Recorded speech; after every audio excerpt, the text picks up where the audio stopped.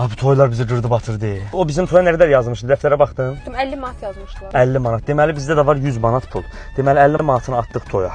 Yerdə qaldı 50 manat. 10 manatını verdiyi ofisianta çay boyu qaldı 40 manat. 10 manatını verdiyi fotoqrafa qəşəng bir ailəvi tablo şəkil çəkdirək evdə asaq qaldı 30 manat. 10 manatını verdik muskanta qəşəng aynadan gözəl oynayarıq. Qaldı yerdə 20 manat. 20 manatın 10 manatından qayıdarıq evə. Axşamda bax metro bağlı nə ilə qayıdacaq.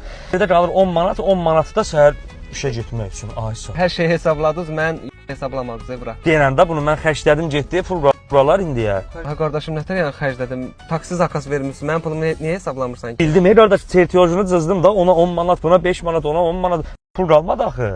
Mən nə bilim qardaşım mənə pul vermirsən. Ofisianta pul verirsən, mənə niyə vermirsən ki? İnsafın olsun qardaş, ofisiant orada əziyyət çəkir, fotoqraf əziyyət çəkir, muskantlar səhərə kimi dambadurum və onların haqqı var axı, mən onu verməliyəm axı, sənin başını dönər. Sən eşşək zadan başa düşmürəm. Qardaş, mənə niyə pul vermirsən? Qardaş, saxla, sən can çatdıq. Nömrəni götürəm, gələn dəfə sənin xəcalətindən çıxacam.